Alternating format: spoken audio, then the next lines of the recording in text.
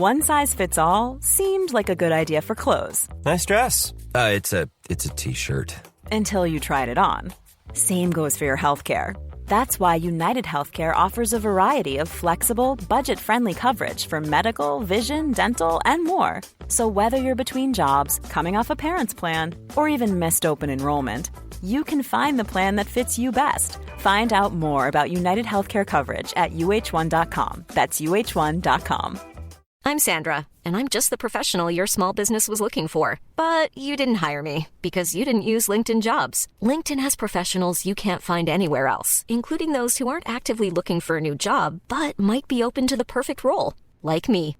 In a given month, over 70% of LinkedIn users don't visit other leading job sites. So if you're not looking on LinkedIn, you'll miss out on great candidates like Sandra. Start hiring professionals like a professional. Post your free job on linkedin.com/spoken today. There's never been a faster or easier way to start your weight loss journey than with PlushCare. PlushCare accepts most insurance plans and gives you online access to board-certified physicians who can prescribe FDA-approved weight loss medications like Wegovy and Zepbound for those who qualify. Take charge of your health and speak with a board-certified physician about a weight loss plan that's right for you. Get started today at plushcare.com/weight loss. That's plushcare.com/weight loss. plushcare.com/weight loss. Hello folks, welcome to Naval Month on the Napoleonicist, as voted for by my Patreon supporters. I've got a quick favour to ask. If you enjoy the episode, drop a like, subscribe, and how about sharing or leaving a review? It'll take you a few seconds, but it makes a huge difference in helping to reach a wider audience. As ever, if you're interested in going even further to support the podcast, check out the links in the description to discover how you can become a supporter, the perks that are involved, and how you can leave a one-off tip. Thank you all for your incredible support as we close in on 75,000 downloads, and enjoy the show.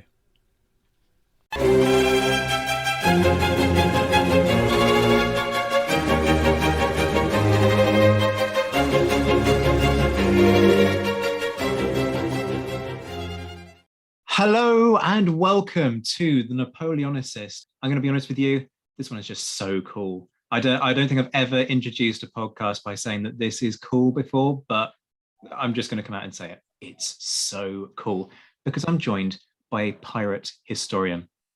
I have Dr. Jamie Goodall with me. She's the author of Pirates of the Chesapeake Bay, From the Colonial Era to the Oyster Wars. She's the co-presenter of the podcast Uncorked History. We've been having a bit of a laugh about people and their slightly outdated views on what constitutes appropriate kind of wear for a historian.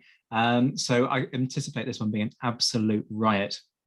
Jamie, it's brilliant to have you on. I've been following you on Twitter for a while and really enjoying your content. How are you doing? Welcome.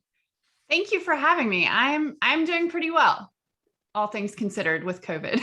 I want to start with some basics for people who might not be familiar with the context of what we're looking at. But, to be honest, if we get through this interview without doing some reference to Johnny Depp and Pirates of the Caribbean, I will be amazed. But let's start with some pretty basic but important distinctions. And the first of those is pirates and privateers. Mm-hmm. Because in my head, there is a really important distinction between the two. So talk us through how it works. Okay, so essentially, pirates and privateers are operating very similarly in that they are both commerce raiders, and they operate primarily on the water. There are a lot of nuances, but if you put it in the most simplistic terms, the only difference between them is that privateers have what are called letters of marque, or essentially commissions, which a government official, whether that's the crown or a colonial governor, has granted them, which gives them the legal authority, according to that government, to do the commerce raiding against enemies during conflict. The other thing that sort of separates the two is your perspective. Of course, to the English, if they've issued a letter of marque, this is a legal avenue for warfare. But according to the Spanish, for example, who are the victims more often than not for the English, you're a pirate. So that your perspective kind of determines whether or not you make a distinction between the two. Do you get situations where the tables get turned on the British, and then the British are having to deal with privateers and going, this is a nightmare because we've started this idea of, it's okay to be a pirate in certain circumstances, and now it's come home to roost. Oh yeah, especially with the French. They have lots of problems with conflicts with the French, where the French have issued letters of marque to their corsairs. So, and what kinds of people are making a living in this way? Is there anything that kind of unifies them, whether they're pirates or privateers? Well, more often than not, they're involved in some sort of maritime trade. So they have some experience with sailing and with the goods coming in and out of ports. So that's kind of a unifier for them. And the other thing is that more often than not, they're just average men, and sometimes women. They're not these, grandiose swashbucklers that we know, like Blackbeard. The majority of them, we don't know their names because they're so common. So I think that kind of unites them as well, just their commonality. But there are a couple of different ways you become a pirate or a privateer. The first is that you mutiny against your either merchant ship, your captain's there, or if you're in the Royal Navy, you mutiny against the officers and turn the ship into a pirate ship. You might be boarded by a pirate crew and then given the opportunity to join the pirate crew, which you might do, or you might be forced to do it. It kind of depends on the pirate crew. And then others, you just find yourself in a financial predicament and you're in port and pirates are looking for crew members, and you just sort of join up that way. So is it a lucrative business? Because, we're drawn to these kind of Disney-esque images of treasure islands and all of this rubbish. But as you say, we're drawn to those figures and not to the individuals whose names we don't know. So is it like a sliding scale? So some are managing to make huge sums of money out of it, and then others are just kind of scraping existence. Yeah, it is sort of a sliding scale there. It could be quite lucrative for an individual, especially if you think about how little an annual salary was for the average person at the time. Most pirates only did one or two ventures before they retired, so to speak. And in one venture, you might get hundreds or even thousands of pounds in terms of the goods you were able to steal and sell. And so that's a huge windfall for an individual whose annual salary might be 30 pounds normally. We know that it's profitable for a lot of the pirates because these individuals are buying land and they're purchasing homes or building homes. They are investing in businesses. And a lot of times they have really intimate connections with their communities, which is what sort of afforded a lot of them protection from prosecution. So you focus very specifically on the Chesapeake Bay region in your book, right? Mm-hmm. Now, in my head, this isn't, you kind of, your Francis Drake raid the Spanish treasure fleets as they're coming back from the New World type of, I don't kind of have that image in my head in the Chesapeake Bay region of that kind of level of immediately accessible wealth. So, is that wrong, I guess, is the first question. Are there, is there a lot of money to be made in this region through commerce raiding? And, how does it work? Mm-hmm.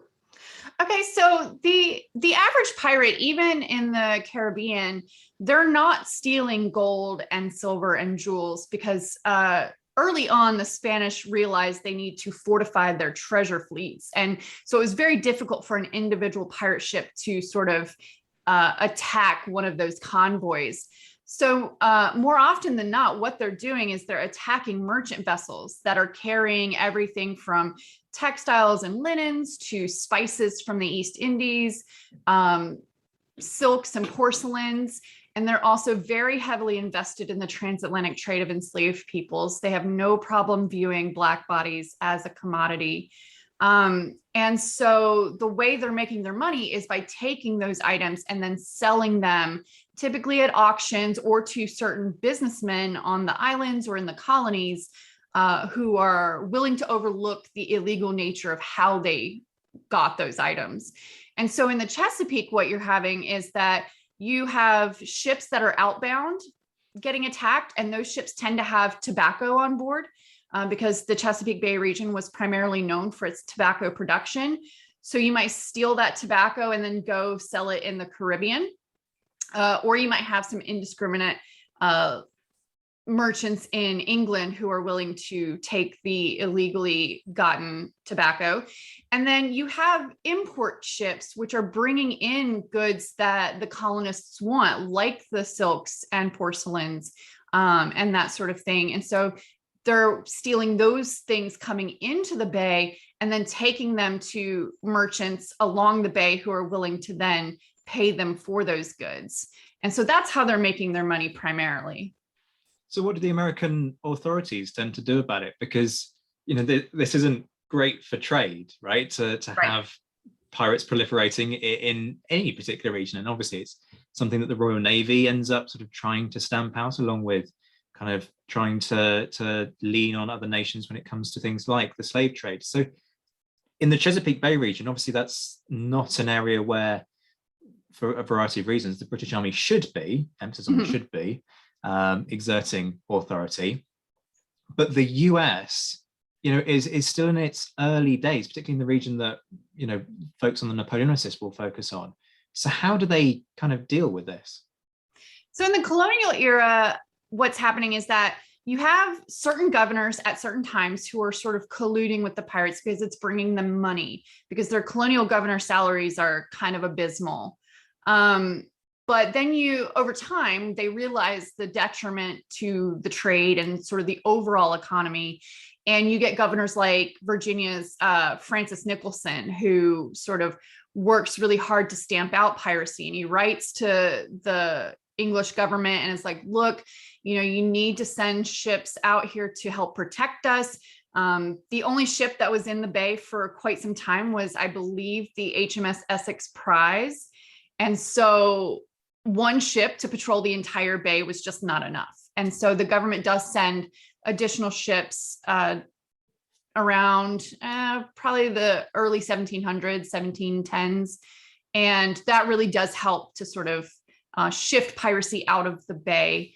In terms of the sort of Napoleonic era, if we're thinking about the American Revolution, the struggle there is the United States, or the Americans, are issuing letters of marque to their privateers because they have a fledgling navy and they're trying to compete with the world's most powerful navy. But then they're also having to deal with the loyalists among them who are also operating as privateers for the British. And of course, the Americans view them as pirates. The British view the American privateers as pirates. And there's sort of complications in terms of jurisdiction and for the Americans, who tries these privateers as pirates. You know, earlier they had admiralty courts that sort of took care of that. But as a fledgling nation, who do we send them to? So it gets a little hairy during the American Revolution. Do you get situations where the letters of marque are just ignored, you know, and people who are privateers are just tried as pirates, and to hell with what should be kind of an internationally recognized kind of legal barrier there? It does happen sometimes, although at least during the American Revolution and the War of 1812, England, the British were actually pretty good about recognizing letters of marque as a legitimate thing. And so they would arrest the individuals and hold them prisoner, but really they sort of kept them as prisoners of war as opposed to treating them as pirates. Whereas in colonial times, that would have been a little different. For the United States during the American Civil War, for example, though, President Lincoln, with the Confederacy, he issues a proclamation that states, under no uncertain terms, are privateers legitimate. If you are caught, if you're a Confederate privateer who is caught by the Union, you will be tried as a pirate. So the government sort of takes different stances on it, depending on the time period. And with things like the American Revolution / War of Independence, I know people like to use different terminology there, and also the War of 1812, you know, do these kind of create opportunities for piracy because you have kind of contests over who controls these waters? Does it kind of generate instability that therefore breeds more piracy, or is that just pie in the sky stuff? Oh, absolutely. It breeds a lot of piracy. For many individuals, they believe it's better to ask for forgiveness than permission. And so if they're not granted a letter of marque, they have no problem still going out and acting as a commerce raider. And then the hope is that maybe retroactively they'll be granted a letter of marque. During times of conflict like that, the government tends to overlook not having a letter of marque. So the Americans, for example, during the Revolutionary War, if a ship comes in and they have goods to sell that have been stolen from the British, the government might overlook the fact that they didn't technically operate as a privateer, but they're doing duty to their country, and therefore it's kind of acceptable. So they have a little leeway with piracy during those kinds of conflicts. What kind of ships are we talking about here? Because we don't have many ships of this era that are widely available on display. So you talk about a warship, inverted commas, from this era, and everybody thinks HMS Victory, right? Portsmouth Historic Dockyards, something like 100+ cannon on that, and that's state of the art, ship of the line, almost as big as it gets. Okay, so you've got Santa Sima Trinidad, which is a 4-decker, but Victory was a big vessel. But you're talking earlier about how some people can be merchantmen and then turn into pirates. Now, a merchant vessel is not going to be anywhere near as heavily armed as the Victory was. So what kind of ships are we dealing with in terms of armament size and in terms of how imposing they are? So pirates and privateers tended to use ships that were smaller and more maneuverable. They still had to have enough space in the hold to keep the cargo that they're stealing, but they need ships that can get into rivers and inlets and islets quite easily, which enables them to escape from ships like men of war or ships of the line. And they tend to be sloops in the colonial era, which may have 10 to 15 guns at most. That's kind of pretty high.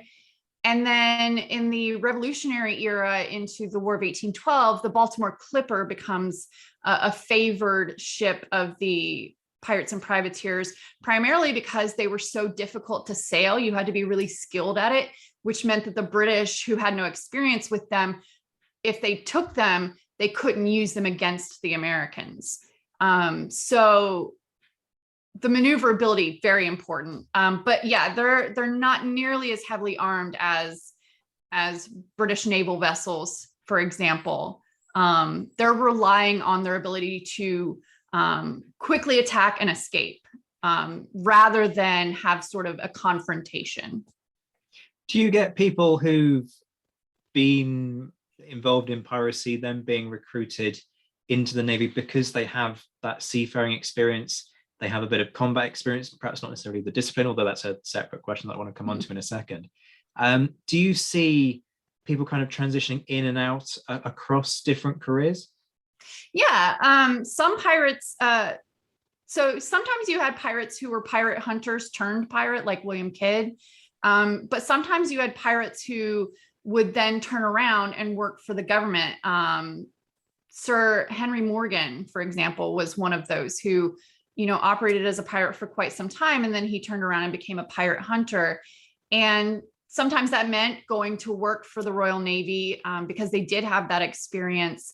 And it enabled them to deal with pirate crews and pirate ships in a way that maybe the Royal Navy officers and traditional crew members might not have.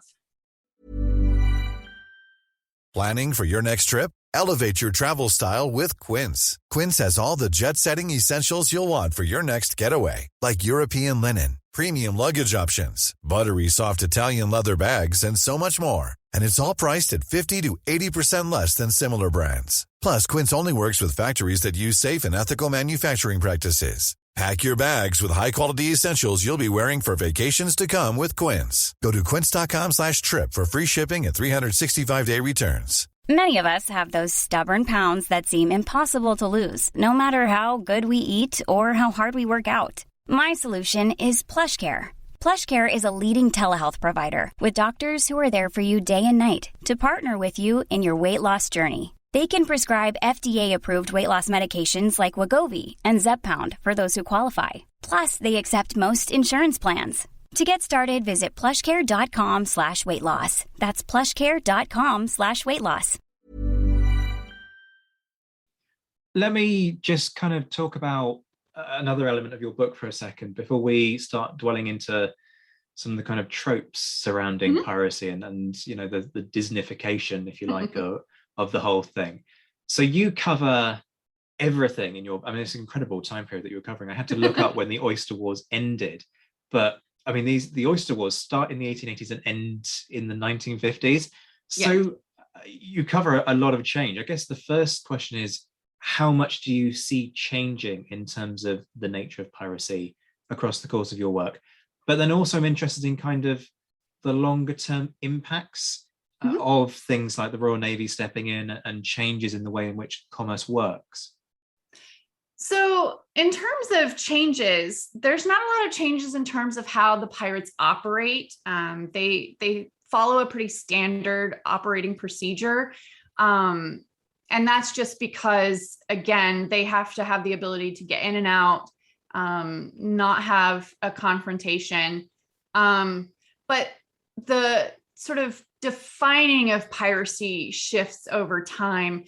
And for example, in the Oyster Wars, which, like you said, happened between the 1880s and the 1950s, they're not pirates in a traditional sense in terms of commerce raiding. What they are is either they're New Englanders who are poaching oysters from the Chesapeake Bay, because the law stated you could only harvest oysters if you were a state resident. The other is if you were a dredger as opposed to a tonger, because dredgers were much more disruptive to the oyster beds and they depleted them, which left the government concerned about destruction of the oyster beds. And given that it was a multi-million-dollar industry for their economy, they really needed the oysters. So that's how you become an oyster pirate. So a little bit different than, say, the pirates of the colonial era who are attacking merchant ships. In terms of long-term impact, I think you can kind of look to the laws that the Americans established regarding piracy. They take a lot of their notes from the British laws regarding piracy and the ways in which the U.S. naval forces dealt with piracy, very similar to how the British had done. So they take a lot of notes from their predecessors. Okay, we keep mentioning it, the Disneyfication and all of the tropes that kind of surround this. So let's dive in. And I started thinking about this when I was looking at your work outside of what's in the book on the Chesapeake Bay, because you've looked at taverns in the West Indies, haven't you? And yes. It doesn't matter which pirate film you watch, it's almost a given that at some point, said protagonist will go into a bar, it will be a scene of debauchery, somebody will get into a fight, there's usually a couple of people kind of canoodling in a corner somewhere. These are all, and you can take it from one film and transport it straight into the second, and it's universal. Now, your work is really different because you talk about how these taverns are actually places of exchange of knowledge, right? Yes. So, of course, there were pirates who entered taverns for the sole purpose of getting, shithoused and enjoying the company of ladies and getting into fights. But a lot of pirates use taverns in terms of knowledge exchange, in the sense that it's a space where they can collude with governors and with merchants, because these spaces tend to be cross-class. It's not unusual to see a variety of classes in that space, so they don't stand out during their sort of nefarious work. It's also a place where pirates can get information. They can listen in on conversations, or they can threaten people for information about ships that are coming in and out of port, when they're going to arrive. what's on board that ship, how many men the ship has, how heavily armed it is. And that information is really useful to them in terms of deciding which ships to attack and when. And they also get information about which merchants or which businesses are friendly, that will enable them to sell their stolen loot. So taverns are pretty important commercial spaces for them. Why do we have that temptation then? And this is kind of a bigger question that I want to tap into, because we have this temptation to kind of position taverns as scenes of debauchery. Mm-hmm. When you get to piracy, you've got this, I think it's fair to say, kind of a romanticization mm-hmm. of piracy. Obviously, nobody's pretending that the exploits of Captain Jack Sparrow are anything other than the fabric of the folks who produced the series. But why do we kind of seize on these tropes and want to kind of embrace them so much? I think it's because people tend to look at pirates as sort of Robin Hood-esque figures. The idea that and it starts as early as 1724 with Captain Charles Johnson's The General History of Pirates. He sort of glamorizes them for the contemporaries. And so people who might not know much about pirates otherwise are reading his book. It was a bestseller, and they're like getting all this information about exciting adventures and all that sort of stuff. And then, of course, Robert Louis Stevenson's Treasure Island just sort of perpetuates that, introduces us to some myths that become the standard tropes, like eye patches and peg legs and that sort of thing. And then, of course, the 1950s film version gives us How Pirates Talk, which is the result of, I believe it's Robert Newton, who used his West Country accent and really exaggerated it to give himself a sort of pirate accent. And he then used it when he played Blackbeard, and it sort of just became a thing. And then, in terms of the historiography of piracy, you get the works like Marcus Rediker's work, which really promotes pirates as these floating democracies or these egalitarian communities. And I think this is where that Robin Hood-esque notion comes from, the idea that they're sticking it to the man, and they're taking these goods, and by selling it at these ports, they're enabling the local inhabitants to profit, even if the merchants are suffering. But that historiography has been changing. We still know that there were some pirates that did operate as floating democracies. They had pirate codes, which included everything from equal shares of the loot to voting on captains and voting on which ships to attack and where to sail. But there were plenty of pirates who were absolutely not democratic in any way, shape, or form. You could look to Blackbeard as a prime example. He was a captain that kind of ruled with an iron fist. But by virtue of participation in the transatlantic trade of enslaved peoples, that's wholly undemocratic. And so it kind of goes against that Robin Hood notion. And then, I think that just this idea of adventure, people love the idea of adventure and getting to do something that you normally wouldn't be able to do. And that sort of leads to a lot of romanticization as well. So if we're going to be slightly mean and step on a few people's kind of perceptions and explode a few myths, I'm guessing nobody ever said something daft like "shiver me timbers." That was not an attempt at a pirate accent, by the way. So there's debate about whether "shiver me timbers" was a phrase used by sailors. So that would include pirates. Allegedly, it had to do with when cannonballs would strike the ship and the masts would shake.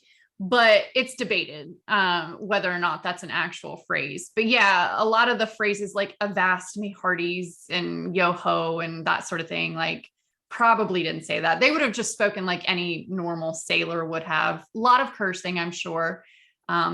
There's also a lot of mixed languages happening on board pirate ships because you had a lot of multinational crews. And so it wasn't just English. You might have French being spoken on board. You might have Dutch. Sometimes you had Spanish because some members of the Spanish Empire sort of mutinied and joined with the pirates. So very interesting in terms of the ways in which they might speak. And again, on the kind of the myth busting sort of focus, walking the plank from, I mean, I've got to bear in mind, I last read a book on piracy when I was quite small, but I think I remember reading that there was one recorded instance of that ever happening.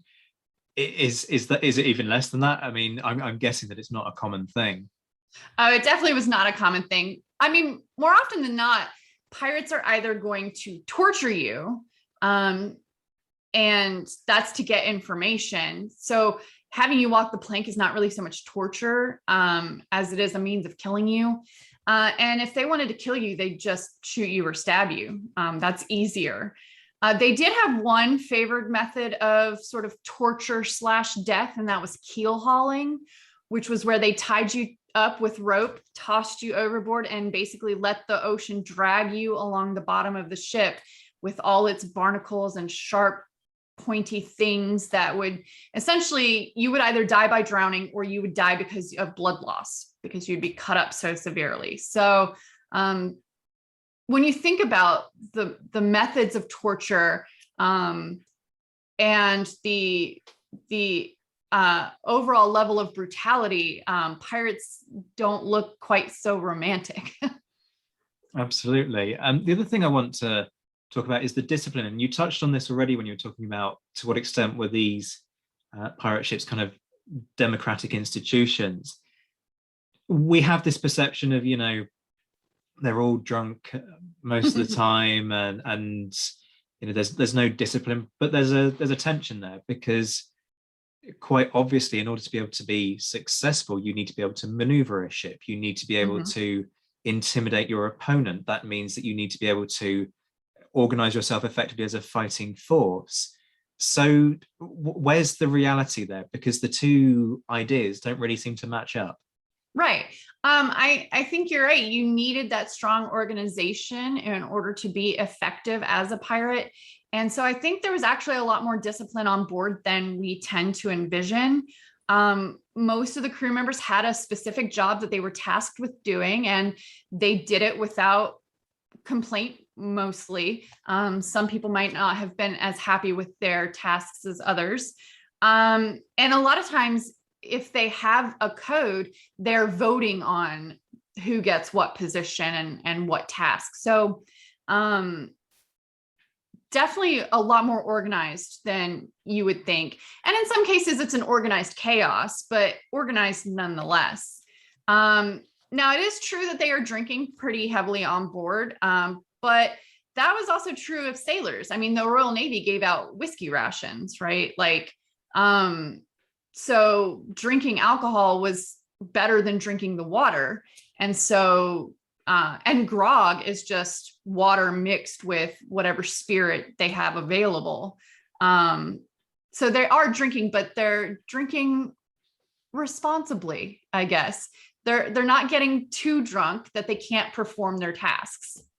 This is perhaps an unfair question because, and I say this with a lot of love to the Pirates of the Caribbean franchise, but you know what it's like as a historian. Everybody's like this.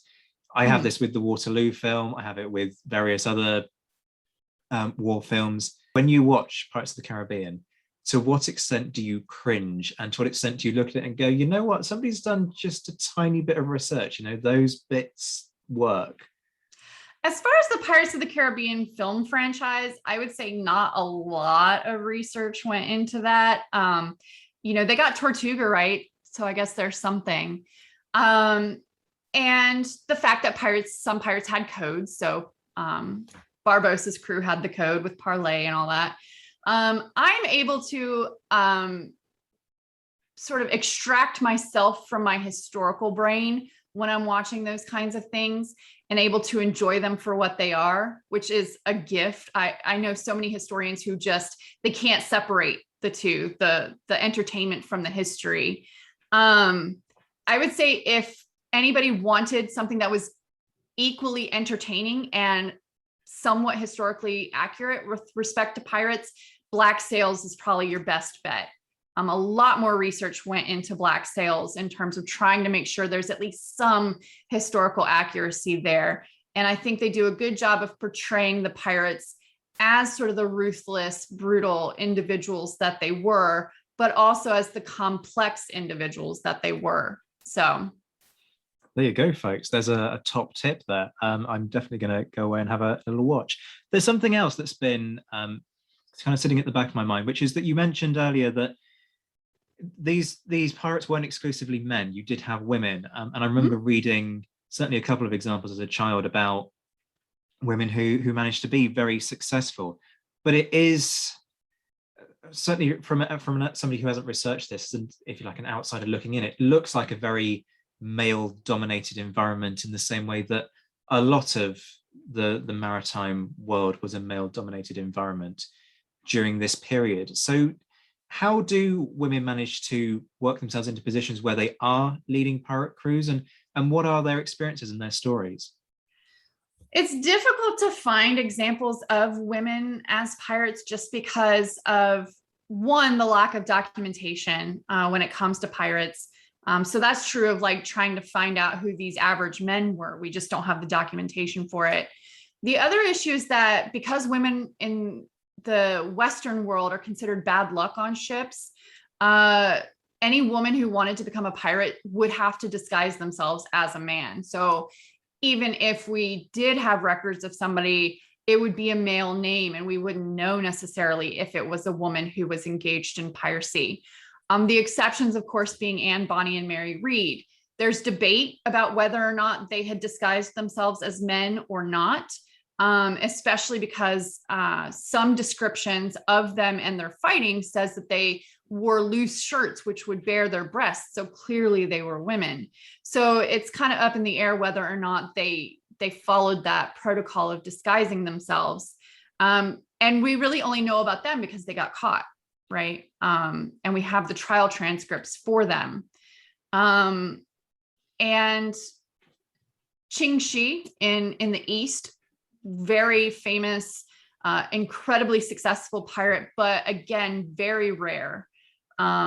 So it's unfortunate that we don't have more evidence for women as pirates, but I would wager that there were more than we realize.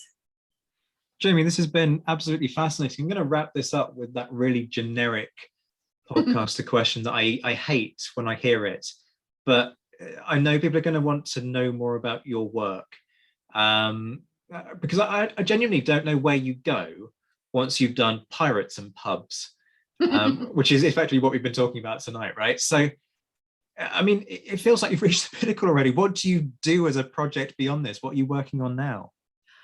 I'm sticking with pirates and alcohol and all the fun things. I have a chapter coming out in a book about global alcohol consumption across time and space. And then in terms of what I'm working on exclusively, I have a book coming out next year about pirates of the Mid-Atlantic. Title is still pending, but basically it focuses on pirates and their relationships with governors and inhabitants of New York. But it also includes Pennsylvania, the Jerseys, and Delaware, and essentially the connections between the Mid-Atlantic and pirates with the Indian Ocean and Madagascar, because that's sort of where we're getting shifts out of the Atlantic into that world. So that's coming out next year. And then the year after that, I have a contract to work on a book, which will be sort of a cross between a biography of Black Sam Bellamy and an examination of pirates of New England, specifically Massachusetts. Blimey, you are busy, aren't you? I can't say I'm surprised. And folks can follow you on Twitter, can't they? Yes. What's your Twitter handle? So it's La Historienne, which is just L_HISTORIENNE. Brilliant. And folks, bear in mind that Pirates of the Chesapeake Bay from the colonial era to the Oyster Wars is out already. Was it Pen and Sword that did that one? No, History Press, actually. History Press. Okay, so you can find that online now. Go and buy it. It's a brilliant read. And as we said at the start, you're also co-presenter of Uncorked History. I've had a little listen. Great fun. Folks are definitely going to enjoy that. Not that I probably should be advertising other podcasting products in the process of my work, but hey, I've just gone and done it. So there we go. Jamie, thank you ever so much. This has been a riot. Thank you so much. I had so much fun. Before you go, do me a favour. Like, subscribe, share and leave a review. It'll cost a couple of seconds of your time, but it makes a huge difference to the algorithms which push this podcast out around the world. If you're interested in becoming a supporter, you've heard my spiel on this often enough in previous episodes, but essentially everything gets reinvested into growing the content, from tech upgrades to new kit aimed at bringing you more variety to the show. There are perks for regular supporters. Check out the Patreon link for more on that. But if that's not for you and you want to leave a one-off tip, you can do that via Ko-fi. Each hour of podcasting has anything from 4 to 6 hours of time poured into it, so your support in whatever form it takes, financial or digital, is hugely appreciated. A big thank you as ever to my Patreon supporters, my Emperor level patrons Mark Stoos and JC Kaiser, my Commander patrons Ger Brown, Jane Davis, Bob Burnham, Marcus Cribb and Matt Bone, and my Mentioned in Dispatches patrons Jeff Maple, Ed Koss, Mark Dewhurst, Jim Getz, Stephen Colson, Colin Fieldhouse, Ryan Diamond, Alexandra Lyon, Josh Keeney, Gareth Copeland, Ross Flowers, Jim Deary, Lucy Tatner, James Bevan, Rory Muir, Lynn Dawson, Beatrice DeGraff, Anna Vakulenko, John Haynes, Brendan Teeling, an anonymous Canadian, Alex Churchill, and Rob Griffith. Join me in a few days when Naval Month will continue, but until then, I'm Zach White. This has been The Napoleonicist. Take care of yourselves, my friends. Stay well, stay safe, and as always, thank you for listening.